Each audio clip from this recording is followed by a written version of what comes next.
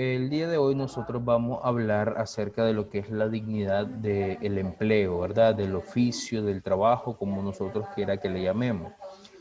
Un tema que es un tanto ambiguo, pero no deja de ser importante.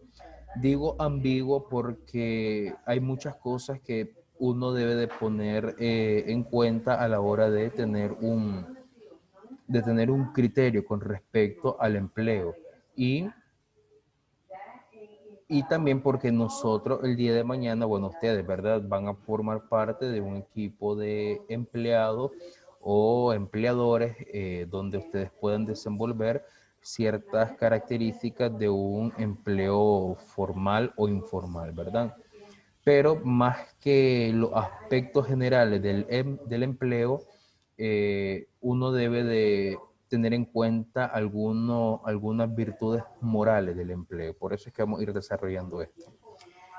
Muchachos, solo hago un paréntesis, solo quiero recordarles que ustedes están en quinto año y no tengo por qué estarles pidiendo que enciendan la cámara, ¿verdad? Algo que ustedes ya deben de saber y no sé, la verdad no me siento cómodo diciéndole a alumnos de quinto año, ya bachilleres, que tienen que encender sus cámaras en clase. Bien, el- algo que... Profesor, Sí, dice Clara si le permite entrar. ok. Bien, algo que hay que mencionar, que una institución que se ha pronunciado mucho con respecto a la explotación laboral, al trabajo indigno, es la Iglesia Católica como tal, ¿verdad? A través de encíclicas, a través de documentos, etcétera. Y en la primera parte citamos una encíclica de San Juan Pablo II, que es Labor en Excelsior, que es un trabajo digno. Es una encíclica propiamente dirigida en tiempos donde va creciendo una idolatría económica y vamos a irlo desarrollando más adelante. Y dice la expresión, ¿verdad? Con su trabajo el hombre ha de procurarse el pan cotidiano, contribuir al continuo progreso de la ciencia y la técnica y sobre la incesante elevación cultural y moral de la sociedad en la que vive en comunidad con sus hermanos. El propósito del trabajo, obviamente, en primer lugar, es generarse el ingreso para el pan de cada día, ¿verdad? Nosotros ya conocemos la expresión y sabemos que de amor no se vive, entonces nosotros necesitamos generar un ingreso para sustentar nuestro pan de cada día. Llámese por pan todas las necesidades que una persona como en sí tiene. Contribuir también al progreso de la ciencia y de las técnicas, es decir, que nosotros por medio de nuestro trabajo, muchachos, también debemos de aportar algo al progreso, ¿verdad? A un progreso que realmente nos lleve a un avance, ¿verdad? Y podamos tener un desarrollo más estable. Y sobre todo a la elevación cultural y moral de la sociedad en la que vivimos nosotros en cuanto al desarrollo social en que nosotros tenemos, ¿verdad? Según el parecer del Papa San Juan Pablo II, este era el propósito de un trabajo.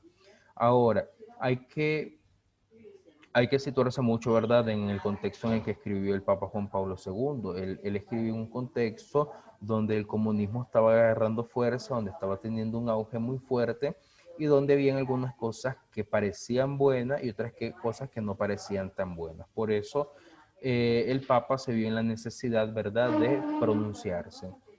El voraz desarrollo capitalista ha esquilmado los recursos del planeta y ha creado las condiciones estructurales para que sea posible el objetivo primordial de la globalización neocapitalista, proporcionar al capital el control total sobre el trabajo y los recursos naturales, aunque para ello deba expropiar a los trabajadores de sus derechos y esquilmar la tierra. Cuando hablamos de esquilmar, bueno, eso ya es un término que quizás ustedes ya conocen, pero hablamos de empobrecer, ¿verdad? Entonces, retocando, ¿verdad? Un poco de este tema de los modelos políticos, hablábamos nosotros de ello del capitalismo, del comunismo, que son como los dos más conocidos, los dos más fuertes en todo el mundo, ¿verdad? Uno conoce el comunismo y el capitalismo en cualquier parte del mundo. Entonces, el desarrollo capitalista también tiene defectos, ¿verdad? Es decir, que el capitalismo, aunque una herramienta, un modelo político que promueve el desarrollo económico de las personas, siempre recordemos que los extremos son malos, ¿verdad? Entonces, el extremo del capitalismo también empobrecer los recursos del planeta, porque su preocupación es generarse ingresos. Y el problema de que cuando se desvirtúa, lo que yo les explicaba la vez pasada, ¿verdad? Ningún modelo político fue creado con el objetivo de hacer mal, que en el transcurso de la historia muchos se apoderaban de intereses para poder tener sus propios beneficios, son otros 100 pesos. Lo mismo sucedía en aquel entonces con el capitalismo, ¿verdad? Que se dedicaba a la producción a tal punto de que no le importaba destruir el planeta o en sí a la misma condición del ser humano. Y un precio que tristemente nosotros hoy estamos pagando, ¿verdad? Vamos a meternos un poco al aspecto de la ecología, pero la ecología no solo para aquellos que defienden el medio ambiente, es para todos nosotros. Al final, todo ser humano depende de la naturaleza. Y nosotros vemos cómo día a día, por ejemplo, se van construyendo más edificios, más residenciales, más urbanizaciones y van sembrando menos árboles. Ahora nosotros, no, por ejemplo, yo recuerdo cuando yo tenía, qué sé yo, 8 años, 10 años, que habían temporales de lluvia que dilataban entre 4, 5 hasta 6 días. Pasaba brisando y aquello era riquísimo, ¿verdad? Sobre todo uno que era chiquito y no tenía ninguna responsabilidad, uno pasaba fresco. Hoy ustedes ya ven, ¿verdad? Que no hay lluvias que dilaten más de 2, 3 horas, a no ser de que sea una tormenta tropical o un tornado, como tristemente arrasó con Monseñor Lescano hace poco. Entonces, ya vemos cómo la naturaleza ahora la estamos destruyendo. Uno dice, el clima está raro. No, el clima no está raro, es producto de todo el descuido que el ser humano como tal ha hecho con el objetivo de generarse riquezas. Por eso hay que tener mucho cuidado, ¿verdad? Todo en exceso es malo. Los extremos son malos. Eso hay que tenerlos muy, muy en cuenta. Porque en el caso del empleo, del trabajo, cuando nosotros queremos llegar a un punto en tener demasiada riqueza, no nos importa la dignidad humana y tendemos a pisotear esa dignidad con tal de yo tener mejor ingreso. Y por eso tal vez ustedes no trabajan, ¿verdad? Pero tal vez sus padres alguna vez les han contado una historia donde algún trabajador con tal de quedar bien con el jefe hace quedar mal, perdón, al resto de trabajadores. Entonces, perdemos la dignidad con tal de tener un mejor ingreso. Y a veces a veces ni siquiera un mejor ingreso, simplemente el visto bueno del que es el jefe. Entonces, esas cositas no podemos ir continuando esas cadenas, ¿verdad? Nosotros tenemos que trabajar por, como decíamos anteriormente, por el pan cotidiano, por nuestro diario vivir y sobre todo también para tener un desarrollo, un progreso en materia de ciencia, en materia de técnica, en materia de valores humanos. Bien, Aldo, por favor, lee ese párrafo.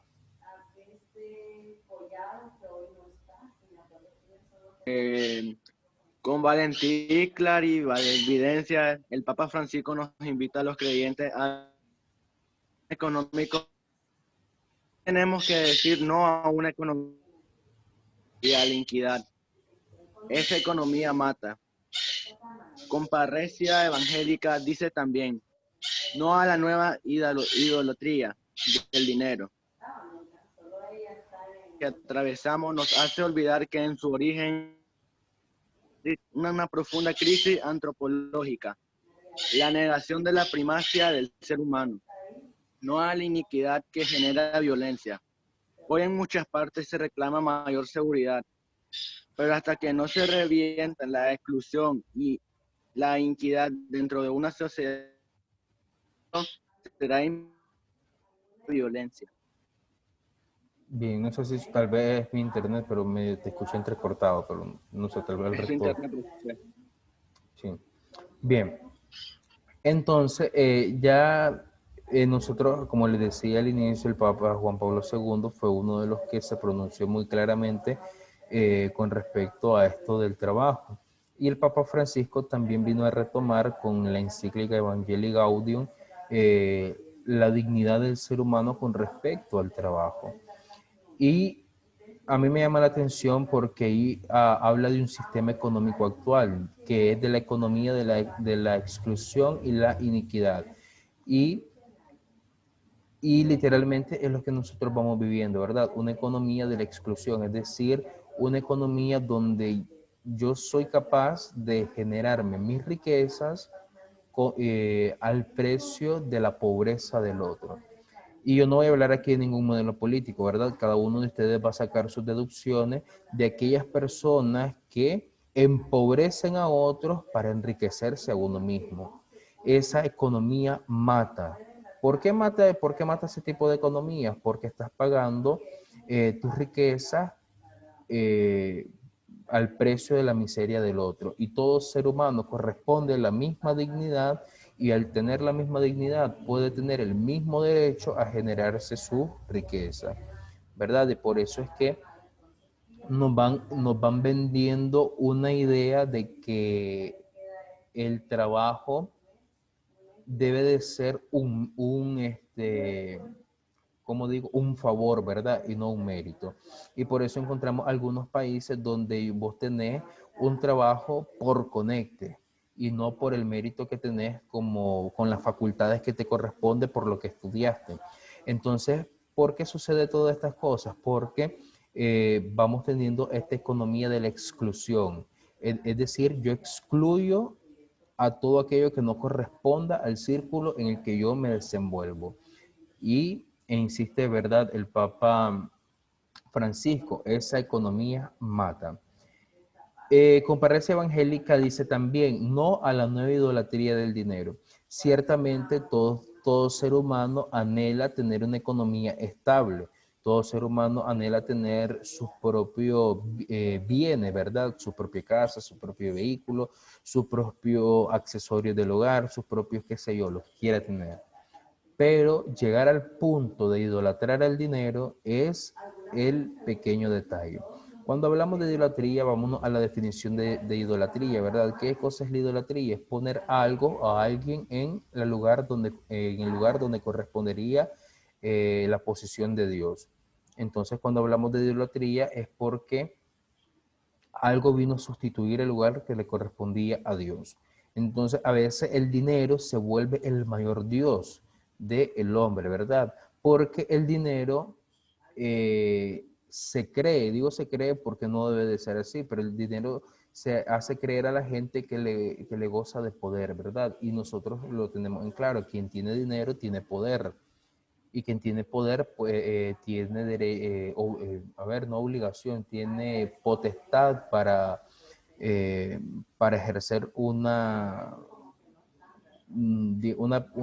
tiranía, es decir, para sentirse más que la gente hasta el punto de oprimir a la misma gente en sí. ¿Por qué? Porque tengo dinero y tener dinero es sinónimo de poder. Y el problema es que cuando se llega a este punto, uno se enfrenta, muchachos, a alguien que se cree un semidios, ¿verdad? Entonces, como tengo dinero, tengo poder. Y si tengo dinero y tengo poder, creo que me creo que puedo hacer todo lo que yo quiera. Y eso nos encontramos a veces en los empleos, ¿verdad? Personas que se consideran poderosos solo por tener dinero o personas que se consideran poderosos porque ostentan un cargo. Y se supone que no, ¿verdad? Se supone que en un empleo, mientras más pueda ir escalando en algún cargo, en la empresa donde te desenvolvas o en el trabajo donde te desenvolvas, es para la mejoría tanto del trabajo como la mejoría personal tuyo. no corresponde que porque ahora tengo una postura más arriba de lo que yo estaba antes, quiere decir que ahora estoy encima de los trabajadores. No, siempre soy un trabajador con mayor responsabilidad. Entonces, esto hay que tenerlo, ¿verdad? Muy en cuenta a la hora de poder desenvolvernos en un trabajo. Bien, en el siguiente párrafo, por favor, me ayuda a leerlo Katia, por favor.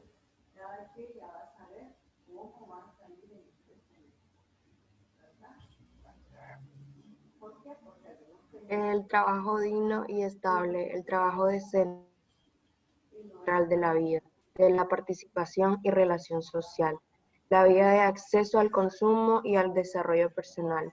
Al mismo tiempo, genera hábitos, pautas de relación, conductas y comportamientos. Hoy, sin embargo, parece que el de desempeño.